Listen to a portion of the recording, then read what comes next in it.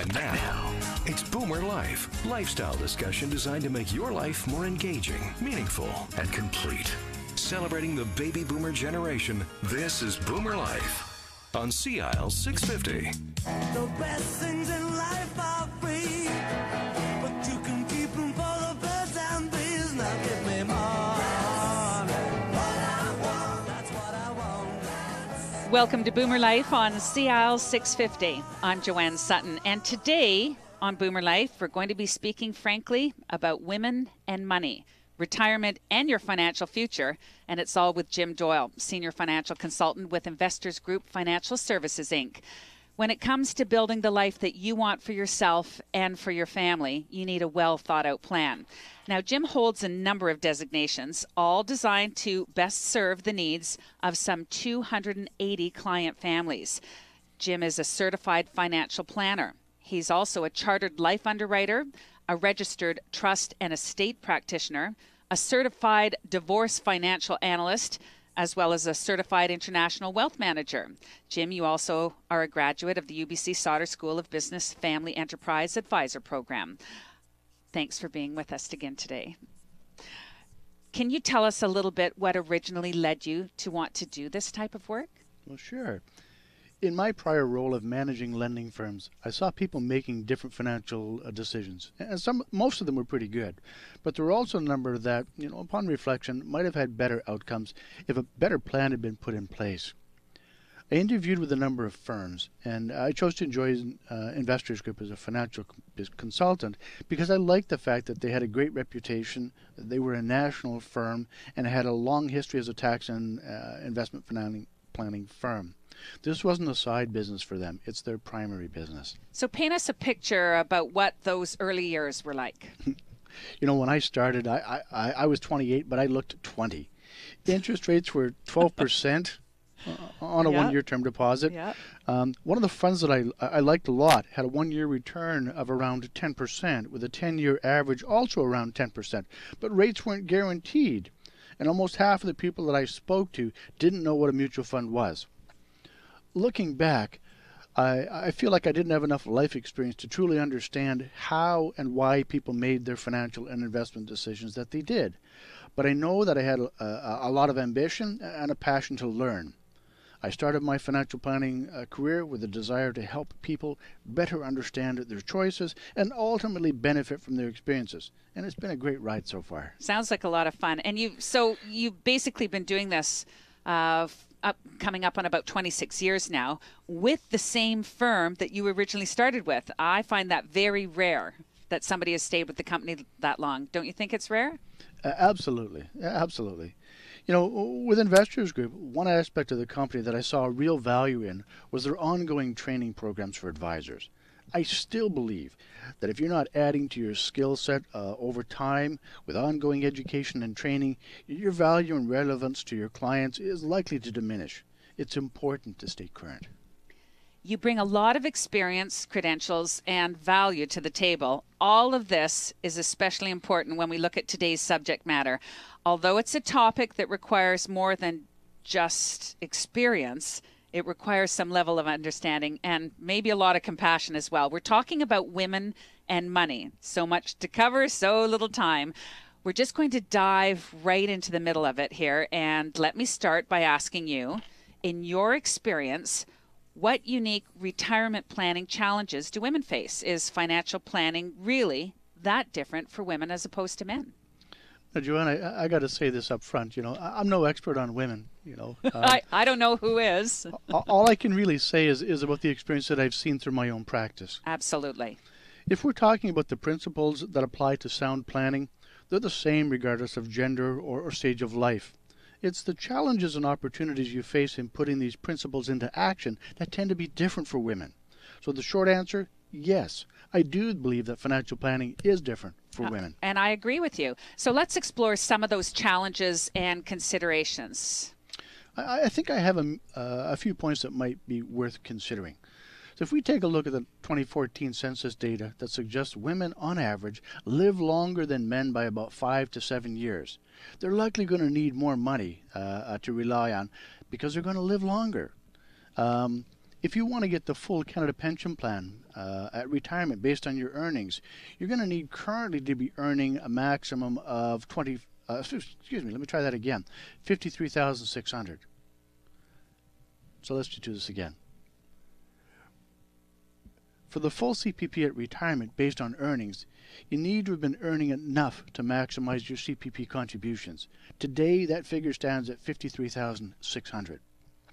I understand that many women take time off to raise a family or care for an aging relative, and women are more likely than men to work part-time or for smaller firms and for nonprofits, limiting a pension plan or retirement saving contributions or even their CPP entitlements.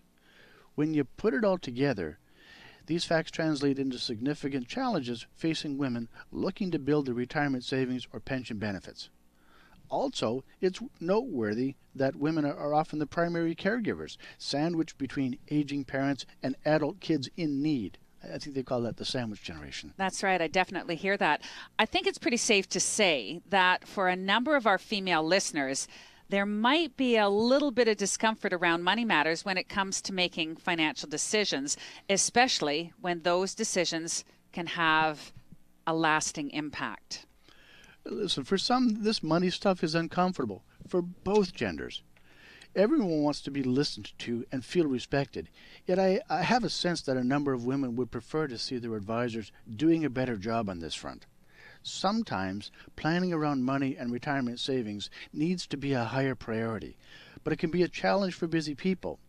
Equally challenging could be this tendency for some to care for one's family or for others before taking steps to take care of themselves. Mm-hmm.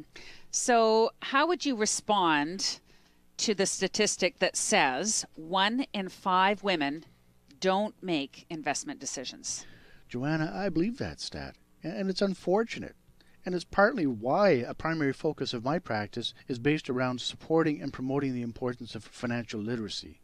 It's crucial for both sexes to understand that investing sets a foundation for long-term financial success.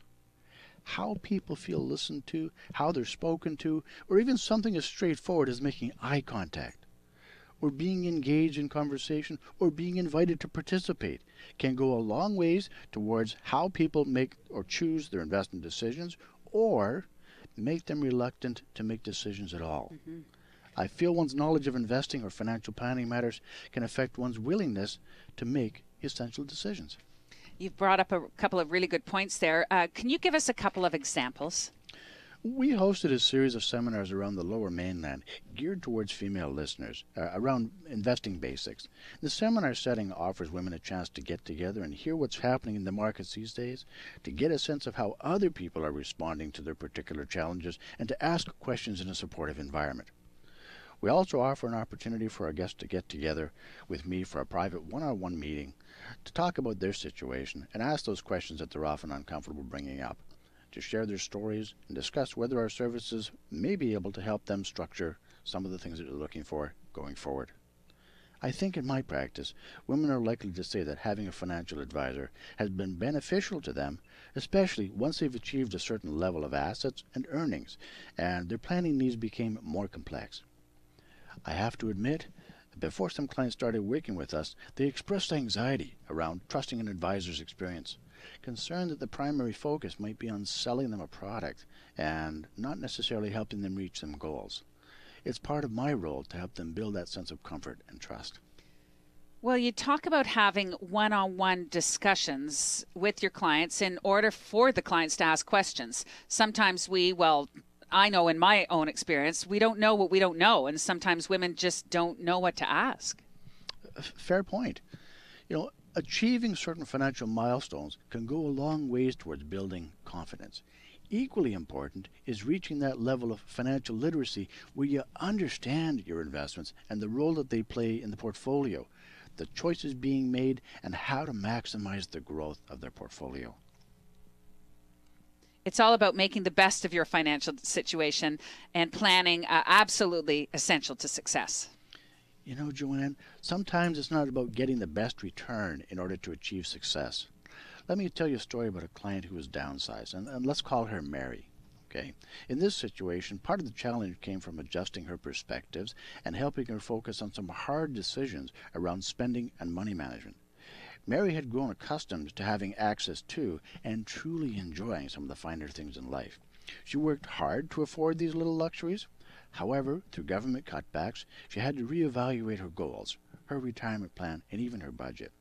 And even though the situation looked likely to correct itself, she understood that in the meantime, she's going to have to adjust. And she needed to take time to get used to her new lifestyle. Shifts in lifestyle, whether they come as a result of downsizing, right-sizing, retiring, or divorce, they take planning. And it's helpful to have a planner on speed dial when the tough questions pop up.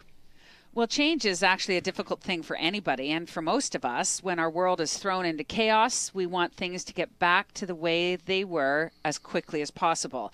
So I agree that it would help to have someone who's been through it before actually on your side. For women I work with who've achieved professional success, it's not that uncommon for them to tell me that when they first started their careers, they knew little about money management because it wasn't taught to them at home or in school. They've told me it was important to them to work with someone who would not only educate them, but would be honest about what they needed to do to achieve their goals and dreams of financial stability. So when we talk about the biggest difference between men and women when it comes to financial planning, what are the biggest differences? Well, I know for me that when it comes to trying to get to know women better, it's not enough to simply know about their financial metrics, such as income or asset levels. Solutions just don't matter until you get to know her family or the significant people in her life, as well as what's important to her. The second element is probably the level of confidence some women feel in their investing and financial literacy. When we ask, it's not uncommon to hear, 3 to 5 on a scale of 1 to 10, with 1 representing the lowest level of knowledge. So it takes a little more time to get a full picture of what a woman really needs or wants. I think I could have probably told you that. I think that rule applies to everything, not just financial matters. So you're saying that you think confidence actually plays a role in a woman's investment behavior. Well, Joanne, I absolutely agree with you. Taking the time and letting things go along at a natural process and not trying to rush it. We sometimes see that in an effort to control risk, some may invest too conservatively because they're worried about investment risk or they don't clearly understand their options. I get a sense that many women are more comfortable talking about their health than they are talking about their wealth. Well, actually, I'd agree with you on that, but then I think it also depends on the woman. I don't want to suggest that women's lack of confidence translates into disinterest, but it's probably fair to suggest women can approach investing with priorities distinct from men. So how can we help increase financial security? In my practice, I noticed 2 words in our industry that are often used interchangeably: information and communication. The difference being, information is given out, communication is getting through. Being aware of women's and men's unique realities can go a long ways to ensuring that we do exactly that, get through. So I think there's a stereotype that suggests women may not be big risk takers. Women are often accustomed to putting someone else's needs first and feel that they can rely on being risk averse when it comes to investing. So when risk is essential in a portfolio, how do you work around this? I get a sense that when people don't understand their investments, don't understand their options, don't understand the real risks or how these risks can affect them, they may be inclined to be more defensive in how they build their portfolios. Running out of money is a risk, as so is suffering a reduced standard of living for the remainder of retirement. The difficulty is getting the balance right. Most people don't know how long they're going to live, or what their future needs might look like. And it's not just your own situation. It could involve your aging parents or even your own kids. There's an awful lot of moving parts. And sometimes only a written financial plan can help you plan for and explore the possible outcomes. In my opinion, it's important to have an element of risk in the portfolio in order to maintain your standard of living in retirement. And that means all the way through it. You have to watch out for erosion of capital, which leads to a reduction in your spending power.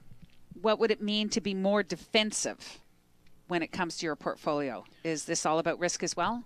Well, being more defensive means you're taking on less risk in an effort to protect your investments. However, and this is a big however, it can also mean earning less return. Often this can mean including a larger fixed income or interest-bearing portion of the portfolio. With interest rates so low, it's hard to get a strong return without an element of more risk. So I know we wanted to talk a little bit more about different types of investments, whether they're dividends or blue chip stocks, but hold that thought because we need to take a break here. Confidence in your own financial situation and your option goes a long way to helping create a better outcome.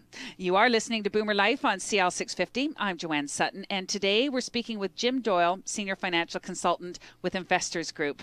And still a lot more to come as we carry on this conversation about women and money, as well as some real life examples of how Jim can help clients manage unexpected change and some of life's difficult transitions. If you want more information about Jim Doyle and how he can help you out financially and help out financially comfortable Canadians, we want you to go to his website, jimdoyle.ca, or you can call him. Here's the number, 604-682-5431.